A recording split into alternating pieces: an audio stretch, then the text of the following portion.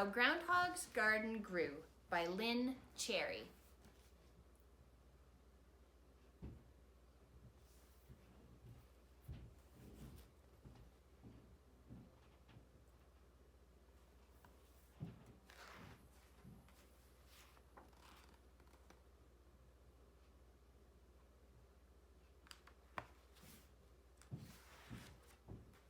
Little Groundhog was hungry, beautiful, scrumptious, irresistible, he exclaimed as he crept into a neighbor's lovely vegetable garden. He was nibbling on some fresh green lettuce when Squirrel rushed down from her tree.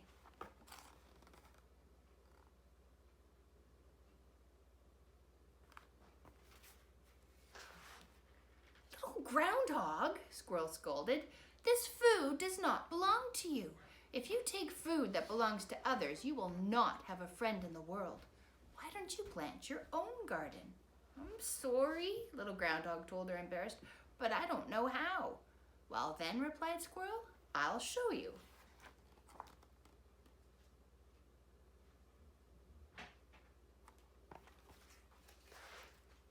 "First, you will need seeds," said Squirrel.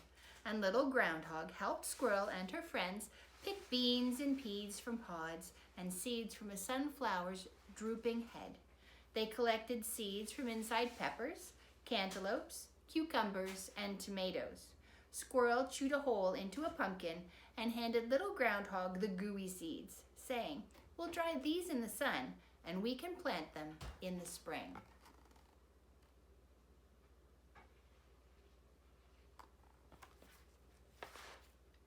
A chill breeze blew in. "It's time to dig up potatoes," Squirrel said, and Little Groundhog watched Squirrel and thought, "That looks like fun." And so he took a rake and poked around for potatoes too. And when they were finished, Squirrel added composted leaves to her garden as fertilizer for the coming year. Squirrel put aside a few potatoes and the tops of onions into a burlap sack. She put the seeds they had collected into tins to keep them dry and put the tins into her sack.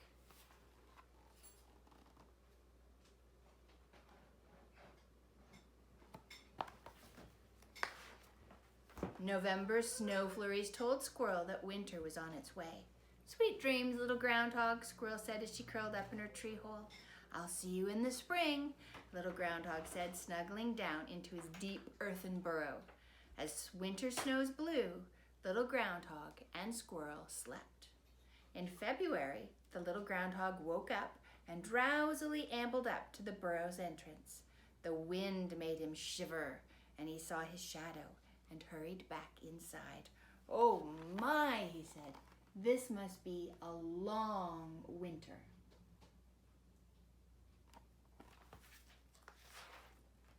Weeks later, he awoke with a start.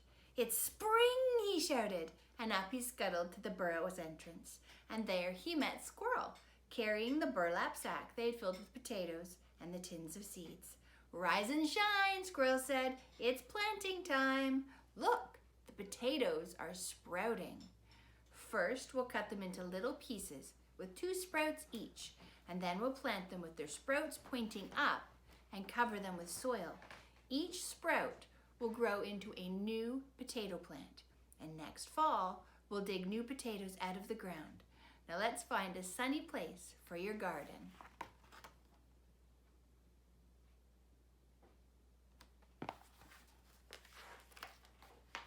When they found a good spot, Squirrel told Little Groundhog, "First, we need to dig in the soil to loosen it up." And next, they planted the cut up potatoes. Then they dug rows and sprinkled in carrot, beet, parsnip, and radish seeds. "All these vegetables will grow under the ground," Squirrel told him, "so we call them root crops." And they covered the seeds with dirt and gently watered them. At the end of each row, Squirrel stuck markers to help them so that they would remember what they had planted.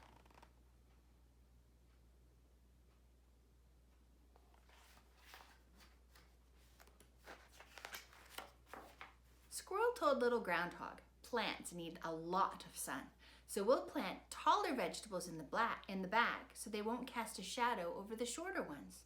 And so behind the row of root crops, they planted seeds of tomatoes, peppers, and leafy greens. Some vegetables grow on vines, said the squirrel. So she pounded sticks into the ground for the pea and the bean plants to climb on. Some plants grow very big, said Squirrel.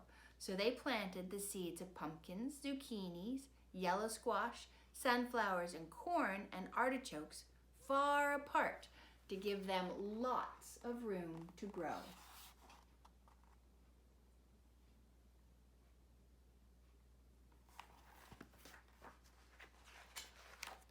The next day, Squirrel said, "Let's visit my garden. I want to show you the plants that come up year after year all by themselves.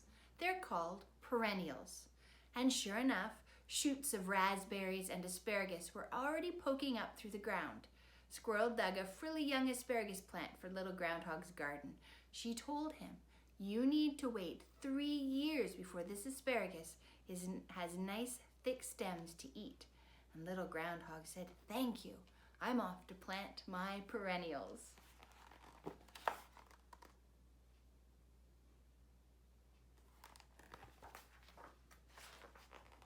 Every day, little Groundhog watched and waited and watered his garden. And then one day, tiny seedlings emerged.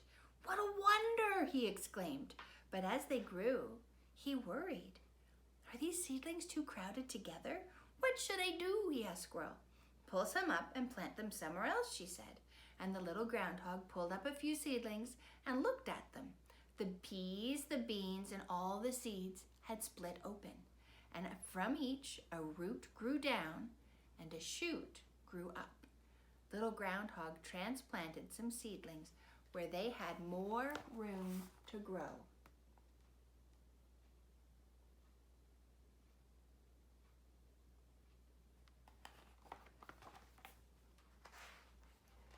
Wren and Praying Mantis said to little Groundhog, "If you promise not to spray us with bug spray, we birds and insects will help you with your garden. We will eat the harmful insects that will hurt your plants." And little Groundhog promised. As the weeks passed, the plants grew and blossomed. Bees and flies and butterflies came to eat the sweet nectar and carried pollen from flower to flower. They told little Groundhog, "The wind, the rain, and we insects pollinate your flowers so they can become fruits and vegetables."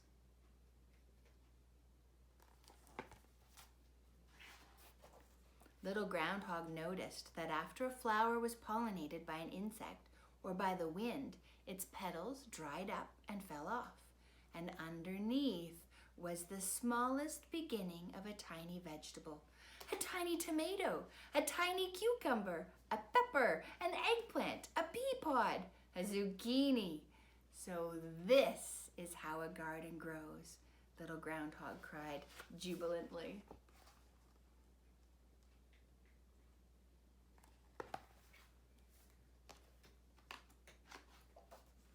Tomatoes turned red. Heads of cabbage grew. A sunflower seemed to explode from the top of a tall stalk. Snap peas and string beans, peppers, lettuce, and chard grew larger under the warm sun, and little Groundhog rejoiced. He ate his very own vegetables, plain and fresh, from his very own garden all summer long.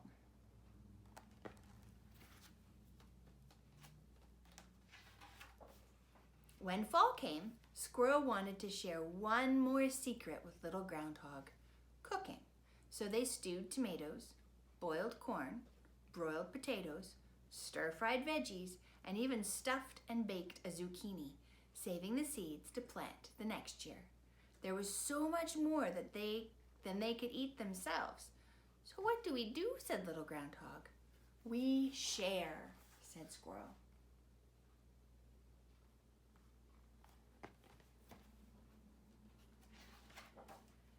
"What a great idea," said little Groundhog.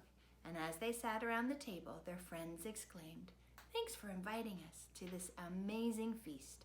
And little Groundhog replied, "Thank you all for forgiving me for eating from your gardens last year. And thank you, Squirrel, for teaching me to grow my own. It's beautiful, scrumptious, and irresistible. Let's eat." What a fortunate creature I am, he thought, delicious, nutritious, homegrown food, and wonderful friends to share it with. And little Groundhog grew into a big groundhog and became known far and wide for his annual Thanksgiving dinner. And that is how Groundhog's garden grew.